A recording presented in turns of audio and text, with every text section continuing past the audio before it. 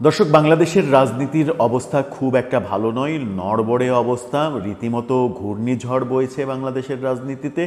এর মাঝে সমাধানের পথ খোঁজা হচ্ছে, নানা ধরনের নাটক আমরা দেখছি। জুলাই আন্দোলন, মার্চ ফর ইউনুস এই কর্মসূচি হাতে নিয়েছে। মধ্যরাতে বিভিন্ন গণমাধ্যম দেখলাম ফাঁকা শাহবাগে সেই কর্মসূচি ঘোষণা যে করেছে তারা, সেটা লাইভ করছে। গণমাধ্যমের আসলে খেয়ে দেয়ে কাজ আছে কিনা এই ধরনের লাইভ করা। মার্চ ফর ইউনুস যে কর্মসূচি ঘোষণা করা হয়েছে, সেখানে সাংবাদিক সম্মেলনে, ওপেন ফিল্ডে সাংবাদিক সম্মেলনে আমরা 4-5 জন মানুষকে দেখেছি।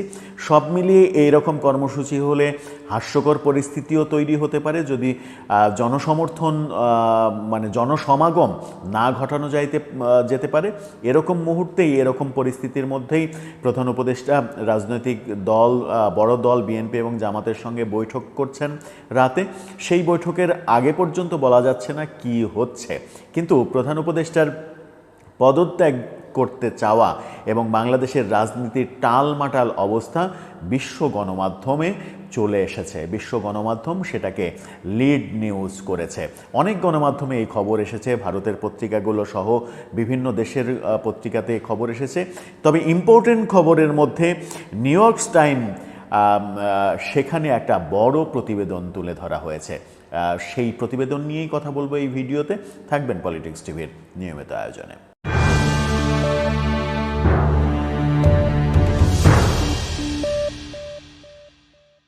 দর্শক, পলিটিক্স টিভির নিয়মিত ভিডিওগুলো স্পন্সর করছে প্রজাপতি.টিভি, নতুন ওটিটি প্ল্যাটফর্ম। আপনারা চাইলে ইউটিউবে, ফেসবুকে, ইনস্টাগ্রামে, টিকটকে দেখে নিতে পারেন। ডেসক্রিপশন বক্সে লিঙ্ক দেওয়া থাকবে, সেখান থেকেও আপনারা দেখে নিতে পারেন প্রজাপতির কার্যক্রম।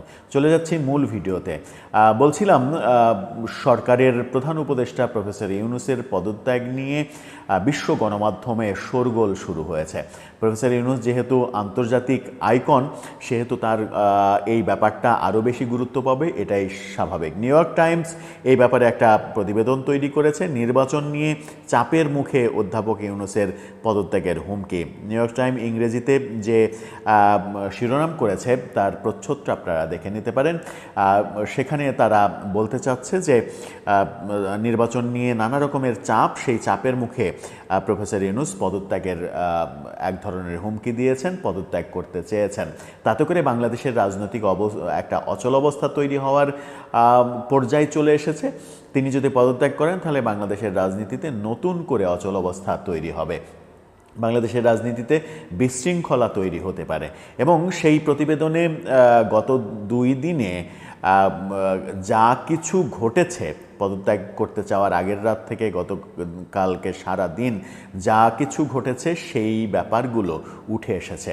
প্রতিবেদনে তারা বলছে যে শিক্ষার্থীদের নেতৃত্বে একটি আদর্শবাদী আন্দোলন যখন গত আগস্টে ক্রম কর্তৃত্ববাদী হয়ে ওঠা শেখ হাসিনা সরকারের পতন ঘটায়, সে সময় বাংলাদেশের লাখ লাখ মানুষের গণতন্ত্রের আসন্ন পুনরুজ্জীবন উদযাপন করছিলেন। এভাবে আন্তর্জাতিক সম্মানিত মোহাম্মদ ইউনুসকে সুষ্ঠু নির্বাচন না হওয়া পর্যন্ত সব কিছু গুছিয়ে নেওয়ার ক্ষেত্রে বাংলাদেশের সেরা সম্ভাবনা হিসেবে দেখা হচ্ছিল। তাকে যখন অন্তর্বর্তীকালীন সরকার পরিচালনার নেতৃত্বে আনা হয়, তখন রাস্তাঘাটে রক্তপাত চলছিল। কিন্তু তার সহযোগীরা বলছেন, বর্তমানে বাংলাদেশের সবচেয়ে বড় রাজনৈতিক দল এই সেনাবাহিনীর মধ্যে বিকাশমান ঐক্যের কারণে তিনি বাধাগ্রস্ত অনুভব করেছেন। এই ঐক্য তার নীতিগুলোর সমালোচনা করছে এবং বলছে তিনি নির্বাচনের পরিকল্পনায় অত্যন্ত ধীর গতিতে এগোচ্ছেন।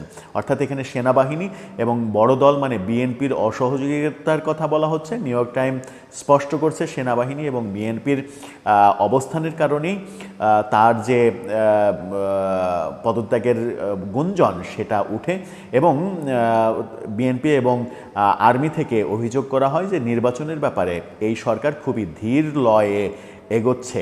যেটা সমালোচনা হয়, সেই সমালোচনাটাকে আসলে তিনি নিতে পারেননি। সেই নিতে না পারার কারণে পদত্যাগ করতে চেয়েছেন এবং সরকার থেকে সরে যেতে চেয়েছেন। এর দায় তিনি নিতে চাননি। এই ব্যাপারে পুরো ফিরিস্তি তুলে ধরেছে নিউ ইয়র্ক টাইম। অর্থাৎ বাংলাদেশের রাজনৈতিক অবস্থা গভীরভাবে পর্যবেক্ষণ করছে আন্তর্জাতিক সম্প্রদায়।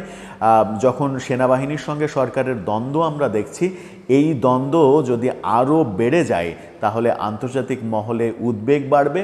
জাতিসংঘ যদি সেনাবাহিনী সম্পর্কে আরও বেশি কনসার্ন হয়ে যায়, তাতে সেনাবাহিনীর শান্তি মিশনের ব্যাপারগুলো প্রশ্নবিদ্ধ হতে পারে, ক্ষতির সম্মুখীন হতে পারে। সেই কারণেই সরকারকে আরও বেশি সতর্ক হওয়া উচিত, আরও বেশি সতর্ক পদক্ষেপ নেওয়া উচিত, যেন এই ধরনের কোনো পরিস্থিতি তৈরি না হয়। সেই আহ্বানও জানাচ্ছেন বিশ্লেষকরা। এখন কি করবে সরকার? সেনাবাহিনী তার অবস্থানে অটল থাকবে কিনা, নাকি সরকারের সঙ্গে এক ধরনের সমঝোতা হবে? সেনাবাহিনীকে যেভাবে অন্ধকারে রাখা হয়েছে, অভিযোগ করা হয়েছে, সেই অন্ধকার থেকে সেনাবাহিনীকে আলোয় নিয়ে আসা হবে কিনা, আস্থায় নিয়ে আসা হবে কিনা, এই সব কিছুর উপরে নির্ভর করছে মূলত বর্তমান সরকারের ভবিষ্যৎ। তবে এটুকু অন্তত নিশ্চিত করে বলা যায় যে বর্তমান সরকার যেভাবে আছে, যে কাঠামোতে আছে, সেই কাঠামোতে হয়তো কন্টিনিউ করতে পারবে না। অনেক উপদেষ্টাকে বাদ দিয়ে পরবর্তী পথটা চলতে হবে। সেই ক্ষেত্রে প্রফেসর ইউনূস বোধহয় এই যাত্রায় দায়িত্ব ছাড়ছেন না। তিনি দায়িত্বে থেকেই এক ধরনের উপদেষ্টা পরিষদের মধ্যে সংস্কার করে তিনি পরবর্তী পথটুকু চলতে চাইবেন। সেই ক্ষেত্রে সবথেকে বড় কথা সেটা হচ্ছে যে তার যে এত সংস্কারের প্ল্যান, সেই সংস্কারের প্ল্যান বাস্তবায়িত হবে না। ডিসেম্বরের মধ্যে তিনি নির্বাচন দিতে বাধ্য হবেন। এই শর্তে যদি তিনি রাজি থাকেন তবেই তিনি কন্টিনিউ করবেন, অথবা তিনি হয়তো বিদায় নেবেন। দর্শক, আপনার কি মনে হয়? আন্তর্জাতিক গণমাধ্যমের পর্যবেক্ষণে যখন আমরা তীব্রভাবে উঠে এসেছি, তখন আমাদের কি আরও বেশি সতর্ক হওয়া উচিত না? আপনার মন্তব্য জানিয়ে লিখতে পারেন আমাদের কমেন্ট বক্সে।